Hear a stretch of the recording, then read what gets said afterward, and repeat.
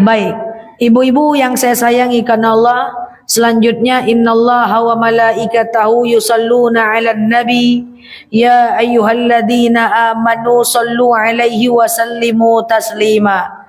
Salawat salam kita hadiahkan kepada baginda Rasulullah sallallahu alaihi wasallam dengan lafaz Allahumma salli ala Muhammad wa ala ali Muhammad. Ibu-ibu yang saya sayangi karena Allah, sore hari yang berbahagia ini paling lama 30 menit ke depan kita akan membahas terkait dengan hal yang tadi kita sepakati bersama, yaitu apa saja yang dibolehkan, apa saja yang dimakruhkan, dan apa saja yang membatalkan sholat.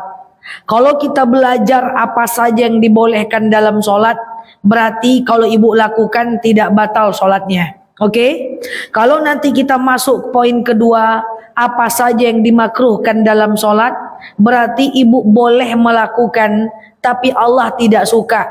Lebih baik dibatalkan atau disikapi di dalam sholat. Tapi sholatnya sah, cuman Allah nggak suka. Paham?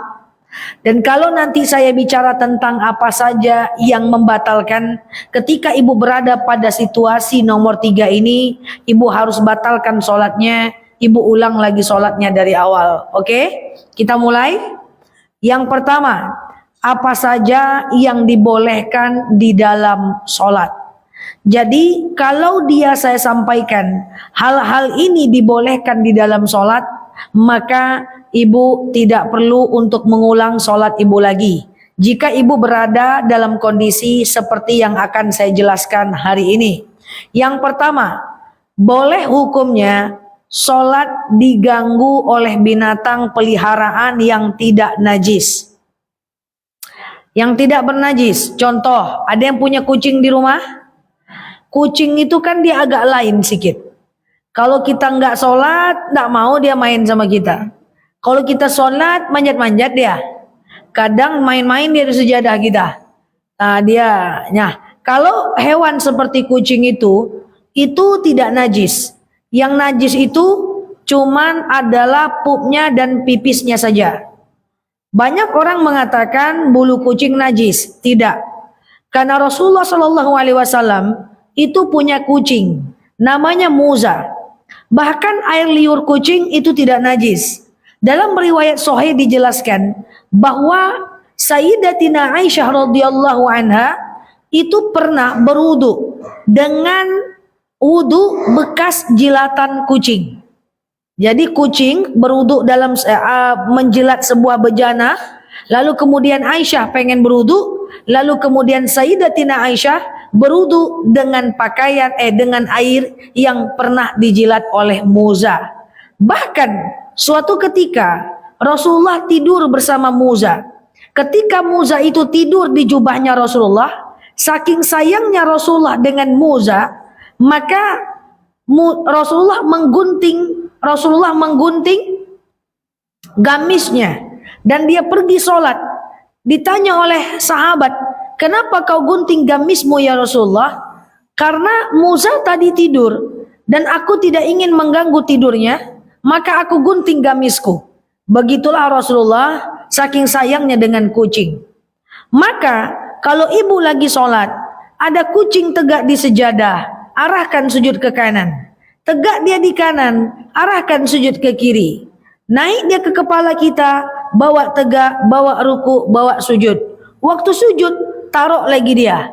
Jangan dipukul dia, apalagi dengan membuangnya. Ngajak bicara juga jangan. Santailah, jangan, batal sholatnya nanti. Jadi kalau ada hewan peliharaan, selagi dia tidak bernajis, artinya kucing itu setiap dia pup, setiap dia pipis, dia selalu membersihkan dengan air liurnya. Selagi ada litter box di sana, maka tidak ada masalah.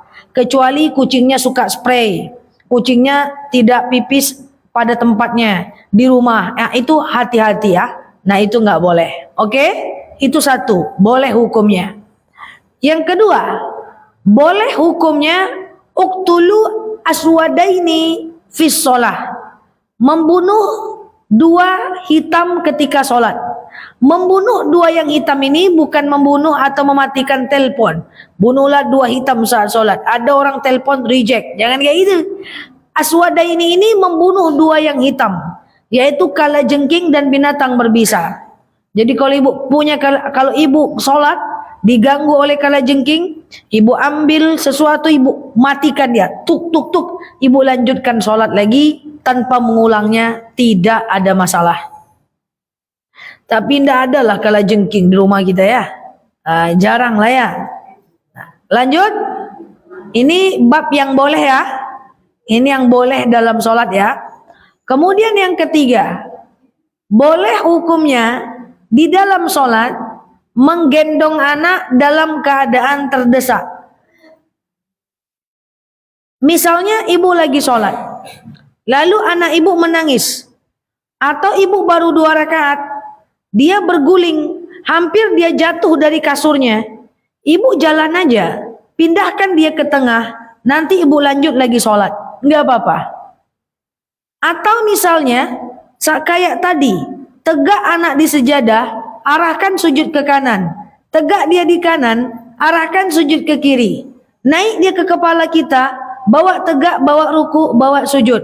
Ditarik-tariknya mukena kita, amankan mukena kita, biar tidak terbuka aurat kita.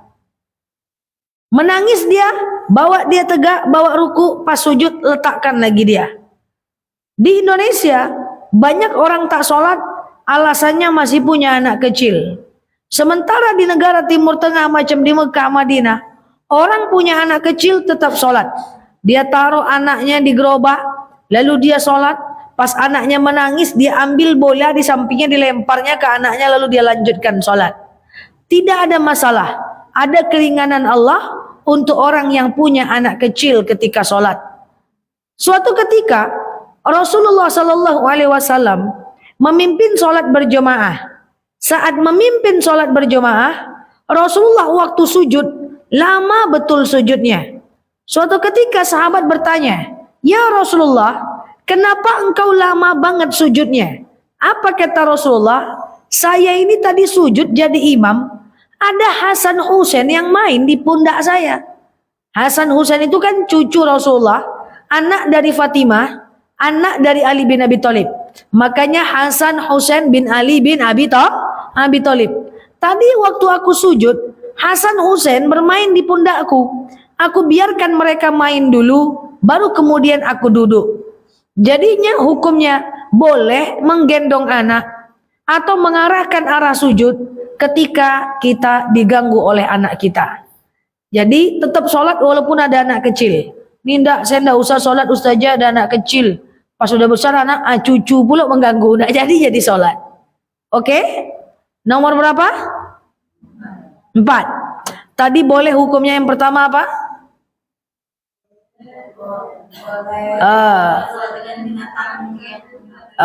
Sholat diganggu binatang peliharaan. Kedua, membunuh binatang buas, binatang berbisa saat sholat. Yang ketiga, menggendong anak dalam ibadah, dalam sholat, boleh. Kemudian yang keempat, boleh hukumnya berpindah kiblat dalam sholat kalau kita tahu kiblat kita salah. Contoh, misalnya kita sholat di apartemen atau di hotel, ya. Sholat kita udah 2 rakaat, sholat kita itu udah 2 rakaat, rupanya nampak kita bacaan di lantai, kiblat ke belakang. Oh, salah haluan kapten. Maka caranya gimana? Tidak perlu membatalkan sholat kita. Kita cukup menghadap berpindah ke belakang. Sedang sholat nggak apa-apa. Pindah ke belakang, sejadahnya jangan dibawa ya. Lanjutkan sholatnya. Pindahkan aja arah kiblatnya. Atau ada teman yang negur, kamu ini batal, kiblatnya salah lo. Pindah saja tanpa memindahkan arah sejadah kita. Masalahnya enggak itu saja. Masalahnya bukan itu. Masalahnya adalah gimana kalau kita tahu kiblat kita salah, Tapi pas udah selesai sholat baru tahu salah. Nah, ya kan? Udah selesai sholat baru tahu kiblat kita salah. Maka dalam kondisi seperti ini adalah kita cek dulu. Tadi kita ada usaha enggak untuk berpindah, untuk mencari arah kiblat? Kalau kita ada usaha untuk mencari arah kiblatnya, maka kita tidak perlu mengulang lagi sholatnya. Tapi kalau kita tidak ada usaha untuk mengetahui arah kiblat, maka kita perlu ulang lagi sholat kita selagi masih ada waktu sholatnya. Paham? Gitu. Nah itu kalau kita sholat harus ngadap kiblat. Beda kalau kita sholat di kapal, kalau kita sholat di kereta, kalau kita sholat di mobil, kalau kita sholat di pesawat, itu tidak perlu mencari tahu arah kiblat. Sholat aja, tidak perlu diarahkan pilotnya, lot, aku sholat lot, tolong ngadap kiblat terus, jangan. Nah kalau kita di rumah harus ngadap kiblat. Tapi kalau di tengah sholat kita tahu kiblat kita salah, kita boleh pindah tanpa mengulang sholat. Tapi kalau udah selesai sholat, kita cek dulu. Kalau kira-kira kita tidak ada usaha untuk mencari arah kiblatnya, maka kita ulang sholatnya selagi masih ada waktu sholatnya. Tapi kalau kita udah berusaha mencari arah kiblat, ternyata salah juga, maka tidak perlu mengulang. Paham? Oke, boleh hukumnya menggendong anak dalam sholat, membunuh hewan berbisa dalam sholat, kemudian berpindah kiblat kalau kita tahu kiblat kita salah. Kemudian boleh hukumnya diganggu binatang peliharaan seperti kucing dalam sholat. Kemudian yang kelima, dalam kitab fikih ibadah karangan Said Sabiq dijelaskan, boleh hukumnya menangis dalam sholat. Kita ini kadang-kadang dalam sholat menangis. Apakah menangis sholat itu karena beban hidup? Atau misalnya karena masalah? Atau misalnya nangis karena ingat dosa? Atau misalnya nangis karena rindu dengan Rasulullah? Atau misalnya menangis karena rindu dengan Allah? Apapun alasan menangis kita, kalau kita menangis dalam sholat, maka hukumnya boleh. Asal jangan meratap, ngomong, ya Allah dia kok kayak gitu kali, ya Allah hancurkanlah dia ya Allah. Itu enggak. Asal jangan ngomong, sekedar menangis. Tapi terisak-isak, gimana Ustazah? Gak apa-apa, yang penting jangan ngomong pakai bahasa Indonesia. Oke? Nomor berapa lagi? Nomor 6. Ini yang boleh-boleh aja nih. Boleh hukumnya di dalam sholat, kalau kita batuk, flu, sendawa, berdehem, berdahak, itu boleh. Ustazah, saya itu kalau lagi flu, keluar ingusnya, kena mukenanya. Flu tidak najis, tidak apa-apa. Atau ibu ambil tisu aja, bawa tisu saat sholat, batuk berdahak, maaf ya, ini harus kita bahas ya, maaf ya, ditelan misalnya. Ini kan kita belajar ya kan, kondisi itu ada kan, maka itu semua tidak membatalkan sholat. Itu semua yang dibolehkan dalam sholat. Atau kita bersin, atau kita sekedar menelan air ludah, atau kita sekedar batuk, itu tidak membatalkan sholat. Tapi beda kondisinya seandainya kita batuk keluar pipis. Oh, banyak pengalaman, langsung angguk semua. Sering batuk keluar pipis. Batuk keluar pipis. Kalau batuknya keluar pipis, maka tentu batal. Enggak cuman sholatnya yang batal, wuduknya pun batal. Maka batalkan sholatnya, pergi ke toilet, cebok lagi, buka celananya, ambil wudhu, balik lagi sholat. Celana tadi jangan dipakai lagi, simpan dalam tas rapi-rapi, suruh dia diam-diam di situ, jangan lupa bawa tasnya pulang. Itu beda. Kalau pakai penti mah aman ya kan, tinggal dibuka saja. Karena itu membatalkan wudhu sekaligus membatalkan sholat. Oke? Sholat nggak pakai pakaian dalam, nggak apa-apa. Hah? celana dalam. Kan dia kena pipis tadi Mbak. Jangan dipakai lagi, mana boleh. Dia udah ada pipis. Nggak apa-apa. Jadi sholatnya nggak pakai pakaian dalam, nggak apa-apa. Nah ini wanita karir, bagusnya pakai penti lah. Tebatuk nanti di luar. Jam 10 lagi kerja, kita mau sholat zuhur. Oke?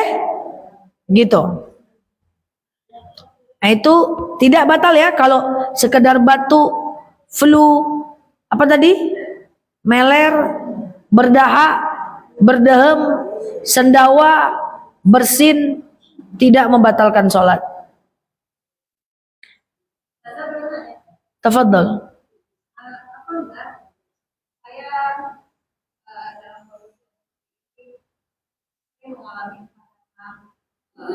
Hormon. Yang pasti ketika saya awal sholat itu sering sekali dan seperti mengalir air dari telinga. Lalu saya bertanya pada anak, anak mengatakan itu sama seperti sumbat apa seperti itu. Oke. Baik. Salah satu yang membatalkan wudhu adalah keluarnya sesuatu dari kubur, dubur, atau di antara keduanya. Berarti 3 lubang. Contoh angin, ada dari lubang depan, lubang belakang, lubang tengah.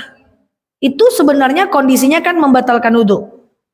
Tetapi kalau kita, maaf ya, misalnya dalam kondisi lagi karena hormon, entah karena apa, kita lagi keputihan, lagi masanya misalnya, atau lagi dalam masa sering keluar cairan, mohon maaf ya, maka untuk orang yang seperti ini tidak perlu khawatir, dia cukup cebok atau istinja setiap mau berwudu. Oke? Kalau orang-orang yang tidak keputihan, dia tidak wajib istinja setiap wudu, karena istinja itu bukan rukun wudu, istinja itu sunnah wudu toh. Nah tapi karena kita dalam kondisi keputihan, maka kita dianjurkan untuk berwudu. Setelah itu apapun yang terjadi di dalam sholat bukan bagian urusan kita. Betul, sama dengan istihadah. Istihadah, ibu cuci dulu kan, ibu wudu dulu kan. Apapun yang terjadi di dalam sholat bukan bagian dari urusan kita. Oke? Gitu. Clear? Nah oke, ini kita bahas yang diapakan tadi ini, yang dibolehkan dalam sholat. Sekarang kita bahas yang dimakruhkan dalam sholat. Makruh ini berarti kalau kita kerjakan, sholat kita tidak batal, cuman Allah tidak suka, lebih baik kita tinggalkan, kita atasi. Kita mulai ya. Yang pertama, makruh hukumnya di dalam sholat menengok ke atas. Kan ada orang yang sami Allahu liman hamidahnya itu ke atas kan? Sami Allah, iya. Itu makruh. Tidak boleh mendongakkan kepala ke atas, itu adalah makruh. Jadi sholat itu sangat dianjurkan melihat tempat sujud. Mata hanya berubah saat tahiyat. Ya, kita sujud, sholat itu nengok tempat sujud. Sewaktu asyhadu an la ilaha illallah, seketika mata berpindah ke tunjuk, ke jari telunjuk. Wa asyhadu anna Muhammadar Rasulullah. Allahumma salli ala Muhammad wa ala ali Muhammad. Setelah selesai, balik lagi matanya ke tempat sujud. Dan kalau melihat ke atas dalam sholat, itu hukumnya makruh. Boleh, tapi Allah tidak suka. Tapi ditengok juga ke atas, tidak membatalkan sholat, tidak ada masalah. Cuman tidak dianjurkan untuk dikerjakan. Oke? Yang kedua, makruh dalam sholat. Sekali lagi, makruh itu boleh dikerjakan, tapi Allah tidak suka. Tapi kalau ibu kerjakan juga, maka sholat ibu tetap sah. Cuman tidak bagus kalau dikerjakan. Makruh dalam sholat adalah menguap. Menguap. Rasulullah Shallallahu Alaihi Wasallam itu kalau dia menguap, dia tahan. Jadi kalau beliau menguap tuh beliau tahan. Sampai merah mukanya itu. Menahan uapan dalam sholat itu. Ya. Kalau kita buka merah juga sih, sama-sama merah ya. Ya kan? Jadi menguap itu kalau bisa ditahan dalam sholat. Saya nggak bisa nahan saja. Saya tetap keluarkan kalau saya nguap. Ya, makruh saja. Oke? Yang ketiga, makruh hukumnya mengantuk dalam sholat. Pernah ngantuk dalam sholat? Oke. Sayyidatina Aisyah radhiyallahu anha itu pernah bertanya kepada Rasulullah, "Ya Rasulullah, kenapa engkau tidur dulu tak langsung sholat?" Saking ngantuknya aku, kata Rasulullah, aku ingin tidur sekejap saja untuk kemudian aku bisa fokus menghadap Tuhanku. Jadi ngantuk itu makruh. Kalau sholat subuh itu wudunya benar-benarlah supaya tidak mengantuk dalam sholat. Oke? Apa tadi yang makruh? Menengok ke atas dalam sholat. Kedua, menguap. Ketiga, mengantuk. Yang keempat, makruh hukumnya menutup mata dan menutup bibir dalam sholat. Kan ada orang sholatnya gini aja, gitu kan? Atau dibukanya mata tapi dia diam aja, gitu kan? Makruh. Suatu ketika Rasulullah Shallallahu Alaihi Wasallam pernah menyuruh ke seorang sahabat untuk mengulang sholatnya. Ikrar sholaitak, kau ulang lagi sholatmu. Dia ulang lagi sholatnya. Kau ulang lagi sholatmu. Dia ulang lagi.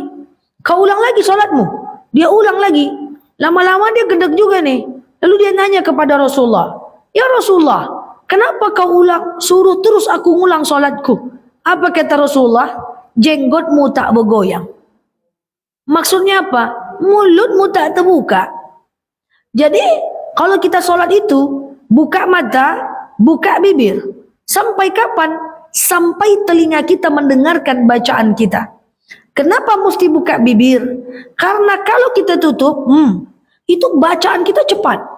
Tapi kalau ada bibir yang dibuka, dia bisa mengontrol bacaan sholat kita. Gak bisa Ustazah, saya itu lebih khusyuk kalau pejam mata. Makruh. Mau ibu lebih khusyuk dalam gimana pun, hukumnya makruh. Oke? Jadi lebih bagus sholat itu buka mata, buka bibir. Nomor berapa lagi yang makruh? 5. Makruh hukumnya menahan kentut dalam sholat. Sering ya. Jadi kalau kentut dalam sholat, jadi kentut itu inti, kentut itu kayak mana yang ngomong kentut ya? Kentut itu kalau ditahan makruh, dibuang batal. Batas kentut itu adalah salam ke kanan, salam ke kiri kentut tidak apa-apa. Karena rukun sholat cuman salam ke kanan, salam ke kiri tidak rukun, sunnah saja. Jadi kalau kita sholat, Assalamualaikum warahmatullahi wabarakatuh, tut, bunyi dia, tidak perlu ulang sholat, selesai, aman dunia. Tapi kalau Assalamualaikum, tut, ulang lagi dari awal, ya kan? Jadi kalau ditahan dia makruh, kalau dibuang sayang. Oh enggak gitu ya, kalau ditahan makruh, dibuang dibuang batal. Kentut membatalkan sholat dan membatalkan wudu. Ulang wudu lagi. Nah, kadang-kadang ada orang-orang yang seperti ini. Dia selalu merasa rasa kentut. Nggak kentut dong, tapi rasa-rasa aja kentut. Tadi aku kentut nggak ya? Kentut, nggak asik kentut yang dibahasnya kan? Sahabat pernah merasakan seperti ini. Seorang sahabat pernah bertanya kepada Rasulullah Sallallahu Alaihi Wasallam, "Ya Rasulullah, ash'uru tumata." Aku selalu merasa rasa kentut. Jadi sahabat nih ngomong, ya Rasulullah, aku itu selalu merasa rasa kentut. Maka pernah merasa rasa kentut, pernah? Maka apa kata Rasulullah? Bukanlah kentut namanya, hatta yasma' sautan wa yaj'alur rihan. Bukanlah kentut namanya, tafadhal. Bukanlah kentut namanya sampai kau dengar bunyinya atau kau cium baunya. Nah, maksudnya apa? Bukanlah kentut kalau kau cuman ragu aja. Itu cuman was-was saja. Itu bukan kentut namanya. Makanya dalam fikih ibadah, kalau ibu habis ngambil wudu, lalu ibu masuk ke masjid, atau ibu mau melakukan sholat, kadang-kadang kan suka ragu-ragu tuh. Tadi aku udah kentut gak ya? Tadi batal gak ya? Tadi aku basuh tangan gak ya? Tadi aku basuh kepala gak ya? Pernah gak ragu-ragu kayak gitu? Udah selesai kita ngambil wudu, baru kita ragu. Maka saya sampaikan, dalam kaidah fikihnya, ketika kita ragu tentang ibadah, tapi ibadah itu udah kita kerjakan, maka abaikan, jangan diulang lagi. Nanti jadi kebiasaan. Contoh, ambil wudunya udah selesai, nyampe ke rumah ya, masuk dalam rumah, lalu kemudian kita selalu nih berpikir, tadi batal nggak ya? Tadi batal nggak ya? Tadi aku basuh muka nggak ya? Pernah ragu begitu? Maka kalau ragu begitu, jangan diulang wudunya. Jangan, itu cuman godaan setan. Atau ibu lagi sholat, setelah salam, assalamualaikum warahmatullah, assalamualaikum warahmatullah. Lalu ibu ragu, tadi aku tahiyat awal nggak sih? Tahiyat awal nggak sih? Sholat tuh udah selesai, baru ibu ragu, maka ibu tidak perlu mengulang. Itu sama dengan kalau ibu tawaf. Misalnya ibu tawaf nih, ibu ragu nih, setelah selesai tawaf, ini tadi 7 atau 6 ya? 7 atau 6 ya? 7 atau 6 ya? Maka tidak perlu lagi mengulang tawafnya. Pokoknya, kalau keraguan itu terjadi setelah kita melakukan sebuah ibadah, abaikan. Tapi, kalau keraguan itu terjadi saat kita sedang melakukan ibadah, boleh disiasati. Contoh, di kamar mandi lagi wudu, tadi aku baca niat enggak ya? Tadi aku baca niat enggak ya? Ulang, itu boleh. Atau lagi sholat, pas baca ayat pendek, tadi Al-Fatihah terbaca enggak ya? Terbaca enggak ya? Ulang aja Al-Fatihahnya, boleh. Atau lagi sholat, lupa rakaat, boleh sujud sahwi. Tapi kalau udah selesai melakukan ibadah, enggak usah diulang. Jangan, nanti kebiasaan was-was dari syaitan. Oke? Jadi bukan kentut namanya, sampai kau dengar bunyinya, atau kau cium baunya. Tapi bukan berarti kentut itu yang harus berbunyi dan berbau, bukan. Iya kan?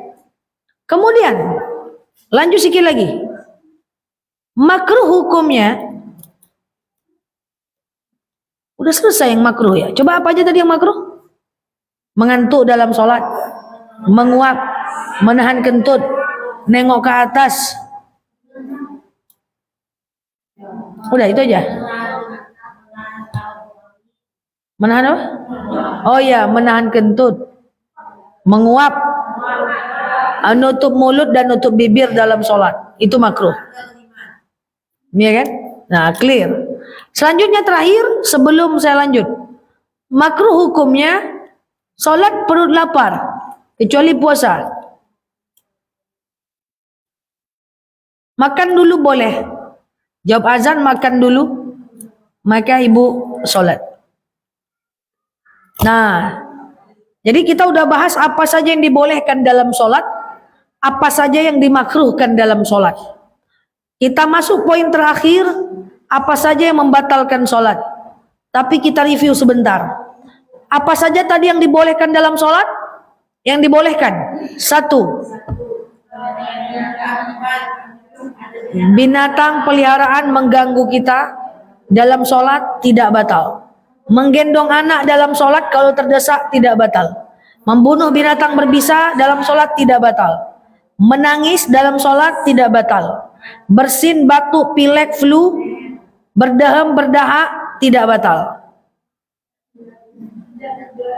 Menangis dalam sholat tidak batal. Apalagi bu? Hah? Oh iya, merubah arah kiblat. Kalau di tengah sholat kita tahu kiblat kita salah, arahkan aja kiblatnya. Lanjutkan sholat, tak perlu diulang. Itu yang dibolehkan dalam sholat. Tapi kalau batuk keluar pipis, batal. Buka celananya, cebok, ambil wudhu lagi. Bersin keluar buang angin, tentu batal. Iya kan? Nah, itu yang membatalkan, itu yang dibolehkan dalam sholat. Kemudian yang kedua yang dimakruhkan dalam sholat. Mengantuk dalam sholat makruh. Menguap dalam sholat makruh. Jadi tahan kalau bisa. Menghadap ke atas dalam sholat makruh. Membuka mata dan membuka bibir dalam sholat makruh. Jadi sholat nutup mata, nutup bibir. Jadi sholat itu buka mata, buka bibir. Gitu ya. Sampai telinga kita mendengarkan bacaan kita. Selanjutnya makruh menahan kentut dalam sholat. Jadi kentut itu kalau bisa dibuang saja. Kalau ditahan makruh. Kemudian makruh hukumnya mengantuk dan perut lapar. Yang makruh ini boleh dikerjakan tapi Allah tidak suka. Ditinggalkan baik. Kalau ibu lagi sholat berjamaah, ibu mengen kentut, buang aja, ambil wudhu lagi, keluar dari shaf. Nggak apa-apa. Ada orang sholat berjamaah, dia kentut nih, dia biarkannya aja terus. Dia sholat. Alasannya kemaslahatan umat. Kenapa kemaslahatan umat? Biar saf nggak putus. Tapi nggak dia ulang sholatnya. Coba bayangkan itu. Lebih bagus keluar aja, ambil wudhu, balik lagi ke saf, dapat pahala 27 derajat walaupun terlambat. Nanti kan orang bergeser. Nah kalau orang nggak ngerti dia nggak geser, kita ambil posisi itu lagi.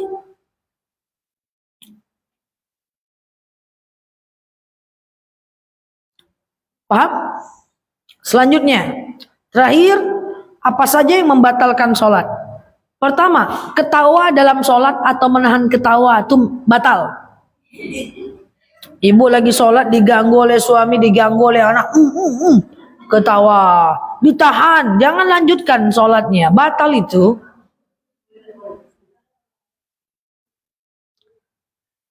Kemudian makruh hukum, makruh, batal sholatnya, ngomong pakai bahasa Indonesia. Iya bang, batal ya. Ada kita ngomong pakai bahasa Indonesia. Nah, saat sujud terakhir, ketika mau habis sholat, itu kan kita dianjurkan doa tuh. Di sujud terakhir ketika mau habis sholat, sebelum at-tahiyatul mubarakatus sholawatut, kan kita sujud tuh. Kan ada bacaan doa sujud terakhir, sangat dianjurkan. Allahumma rzuqni makhraja, Allahumma rzuqni makhraja, Allahumma rzuqni makhraja. Ya Allah berikan aku jalan keluar. Dianjurkan baca sebanyak 11 kali. Terus kalau doa ketika sujud terakhir, ketika mau habis sholat, doanya di dalam hati pakai bahasa Indonesia boleh. Kalau tapi tutup bibirnya dalam hati. Berbicara selain bacaan sholat batal. Selanjutnya, batal sholat kita kalau kita terkena yang membatalkan wudhu. Apapun yang membatalkan wudhu tentu batal sholat. Ya kan? Misalnya ibu-ibu yang saya sayangi karena Allah dalam sholat kayak tadi kentut, batal dia.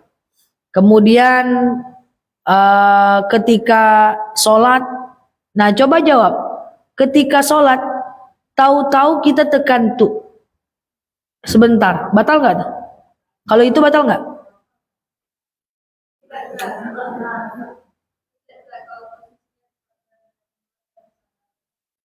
Oke, betul. Jadi kalau kita lagi sholat nih, kayak gitu ya, itu tidak batal. Selagi posisinya masih posisi sholat, kan itu juga tidak membatalkan wudhu kan? Ibu kalau duduk santai, cuma gitu-gitu doang, ibu nggak batal wudhu. Misalnya mendengarkan ceramah ustadz dari maghrib menjelang isya, perut kenyang, ibu tertidur, tapi pada posisi duduk. Ibu tidak batal wudhu. Ibu dalam posisi duduk, ibu kan gini-gini nih.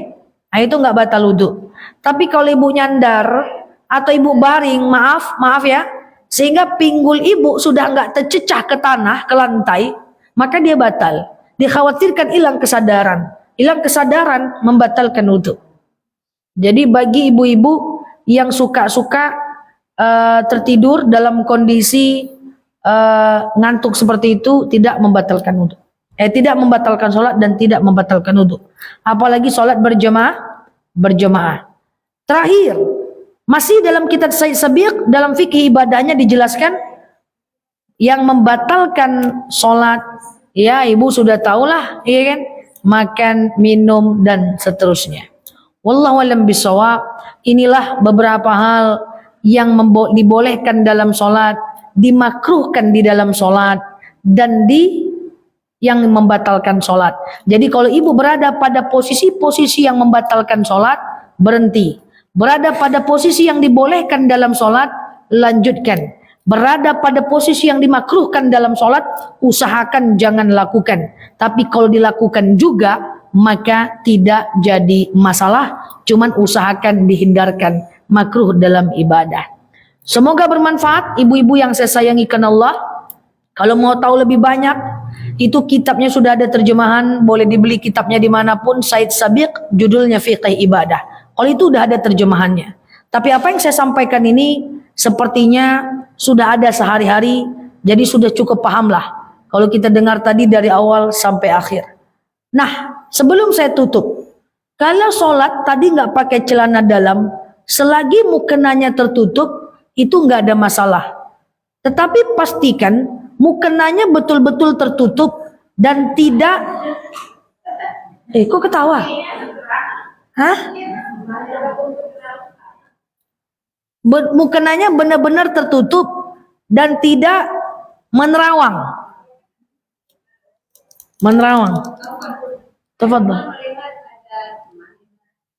ada beliau sholat tanpa busana, apakah betul itu? Maksudnya dia mau peluk aja, jangan tanpa busana.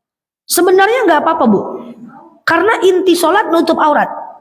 Sholat pakai gamis boleh, kan nutup aurat. Tidak pakai telekung boleh, kan nutup aurat. Sebenarnya inti sholat itu nutup aurat. Cuman kita takut mukenanya itu. Mukena sekarang ini lucu-lucu. Ada bolong-bolong di sini. Iya kan? Ada yang rambut kita keluar-keluar. Ada yang terbang jukil balik dia waktu kita ruku. Iya, makanya jangan lagi pakai mukena parasut. Boleh, tapi mukena parasut itu adalah mukena untuk traveling, untuk jalan. Kita berpakaian sempurna dulu, baru kemudian kita pakai mukena parasut. Sehingga kalaupun akhirnya kita begitu dia tetap kita dalam keadaan nutup aurat. Dan boleh nggak membenarkan kain sarung yang hampir jatuh atau membenarkan mukena yang terbang, ya itu boleh saja dibenarkan sebelum ternampak auratnya. Tafadhol.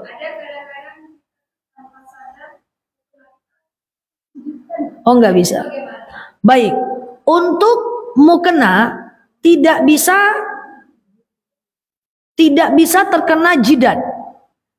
Jadi baik laki-laki kalau pakai sorban, perempuan kalau pakai mukena atau kerudung, itu ketika dia sujud, jidatnya tidak boleh kena benda yang bergerak. Termasuk sorban, nggak bisa. Laki-laki kan suka pakai sorban tuh. Kalau dia sujud, itu sorbannya mesti tidak boleh kena jidat. Ini harus nempel di sejadah supaya nanti jidat kita menjadi tempat saksi di yaumil akhir. Pernah nggak lihat orang sholatnya pindah-pindah? Qobliyahnya di sini, sholat wajibnya di sini, ba'diyahnya dia pindah lagi. Kenapa dia pindah-pindah? Karena dia ingin menjadikan bumi sebagai saksi di tempat sujud yang banyak. Tapi pindahnya jangan jauh-jauh. Qobliyah di sini, ba'diyahnya di dapur, nah itu nggak. Bahkan sangat disunahkan untuk pergi ke masjid itu lewat di kondisi tempat yang berbeda. Pergi lewat sini, pulang lewat belakang. Tapi janganlah sampai ke pasar loket. Ya kan? Nah, saya jadi kangen dengan kiai saya. Kiai saya itu meninggal di usia 40 tahun. Kiai Haji Dr. Andus Mukhtar Abdul Witri. Saya teringat betul beliau itu, kalau pergi ke masjid, selalu lewat depan, pulang selalu lewat belakang. Sambil beliau megang tasbih dan berzikir. Saya tanya, pakai bahasa Arab, kami wajib pakai bahasa Arab. Kenapa mutar? Supaya ini tempat jadi saksi kiai, kalau kiai berhadapan di hadapan Allah. Itu ya. Jadi dia muter jalannya, beliau muter jalannya. Itu Masya Allah. Ya. Ini jangankan muter, lurus saja tak tercecah kaki ke masjid ya. Kan gitu. Jadi itu boleh. Sangat disunahkan. Wallahu a'lam bishawab. Demikian dari saya. Wallahu a'lam bishawab. Ila hazihi niyah al-Fatihah.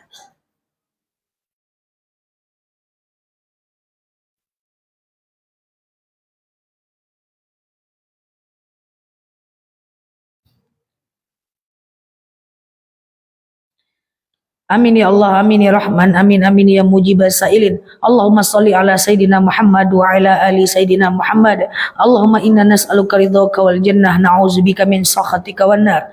Allahumma inna nas'aluka salamatan fi dinina, afiyatan fi jasadina, ziyadatan fi ilmina, barakatan fi rizqina, taubatan qablal maut, rahmatan 'indal maut, maghfiratan ba'dal maut. Allahumma hawin 'alaina fi sakaratil maut wan najata minan nari wal 'afwa 'indal hisab. Allahumma antas salam wa minkas salam wa ilaika ya'udus salam. فحينا ربنا بالسلام ودخلنا الجنة دار السلام تباركت ربنا وتعاليت يا هذا الجلال والإكرام.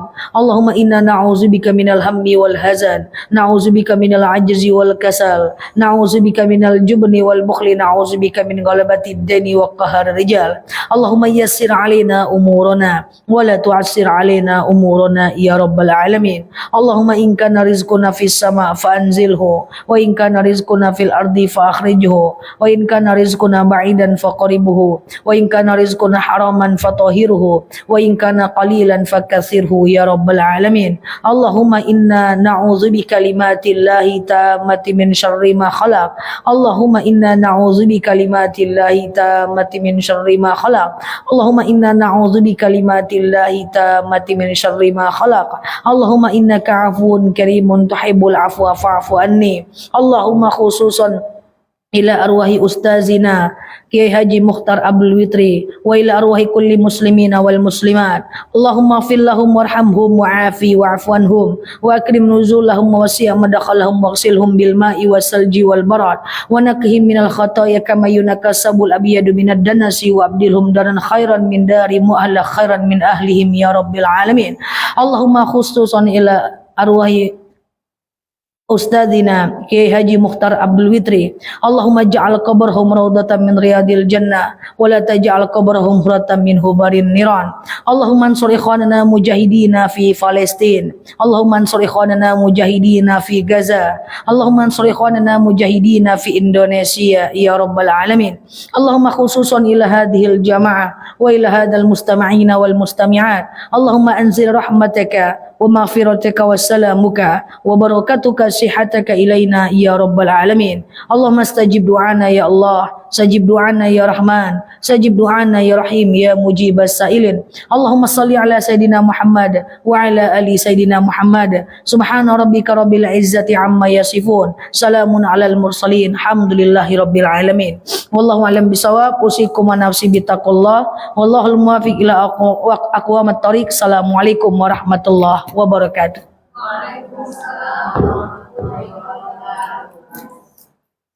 Oke.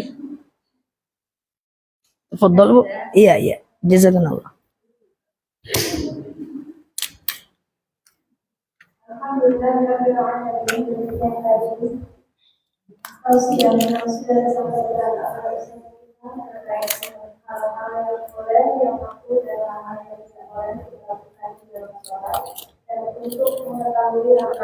Iya, makasih ya.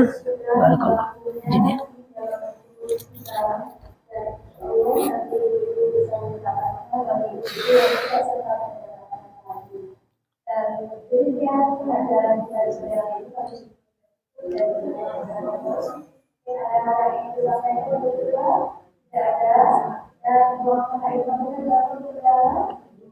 Ya,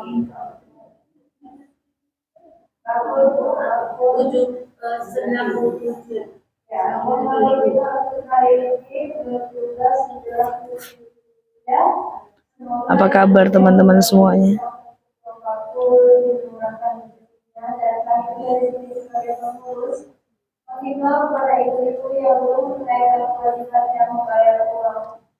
Ya, ya. Sehat ya guys.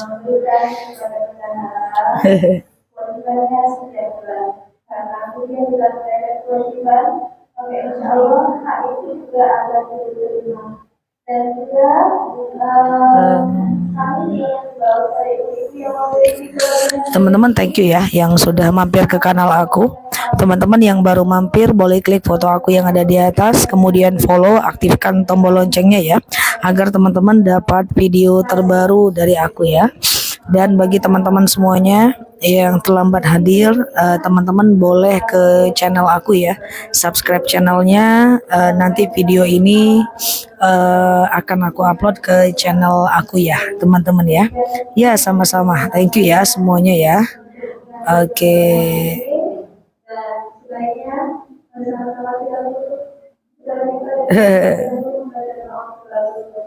Oke, sebentar ya guys. Subhanakallah.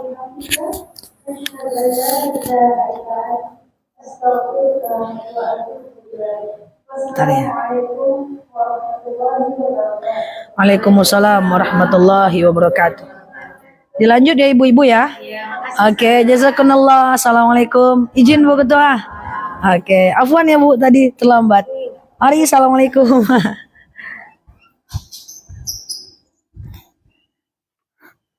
Adus itu apa guys? Gimana teman-teman? Kapan live lagi? Ceramahnya besok lagi guys. Cuma nanti malam kita tanya jawab ya. Jam 8 malam ya guys. Oh iya tadi aku terlambat. Hujan lebat banget guys. Ya Allah.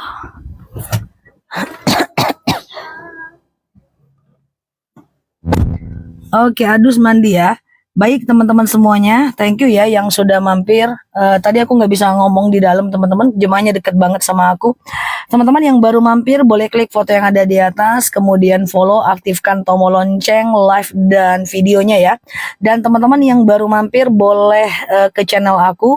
Nah di channel itu ada banyak video-video ceramah panjang aku. Semoga ya tausiah yang ini ada dong, ada. Semua tausiah aku ada, aku upload tiap malam di sebelah. Jadi teman-teman boleh subscribe aja channelnya. Semoga apa yang aku sampaikan bermanfaat bagi teman-teman, sedikit banyaknya semoga bermanfaat. Dan kita berteman di dua kanal ini. Aku ada di TikTok dan di kanal YT-nya aku ya. Sehat selalu teman-teman semuanya. Dan thank you banget udah nemenin aku. Semoga teman-teman sehat di sana. Salam kenal buat teman-teman yang baru mampir. Saat live aku tidak bisa jawab pertanyaan. Nanti aku jawab pertanyaannya di malam hari di jam 8 malam dan jam 8 pagi kita tanya jawab bareng ya guys. Thank you ya teman-teman. Aku balik dulu. Pekanbaru sekarang lagi hujan. Jadi aku telat tadi, terlambat ya. Thank you yang udah tap-tap layar, yang udah nge-give, yang udah komen, yang udah share-share tautan. Semoga jadi amal jariah ya buat teman-teman semuanya. Kita tutup dulu ya guys. Subhanakallahumma wa bihamdika nasyhadu alla ilaha illa anta nastaghfiruka wa natubu ilai. Nela Luki di sini, sampai paham. Assalamualaikum warahmatullahi wabarakatuh. Bye bye. Love you all. Makasih ya teman-teman ya. Oke. Kalau duduk tertidur nggak batal Mbak. Jadi tertidurnya tuh kalau duduk nggak batal. Itu batal kalau kita itu nyenyak tidurnya dan dalam posisi baring atau nyandar. Oke, nanti malam kita lanjut jam 8 waktu Indonesia Barat ya guys. Bye-bye semuanya. Assalamualaikum. Aku matiin dulu ya. Bye-bye. Love you all. Makasih ya guys. Aku matiin dulu ya. Oke, bye-bye. Makasih ya.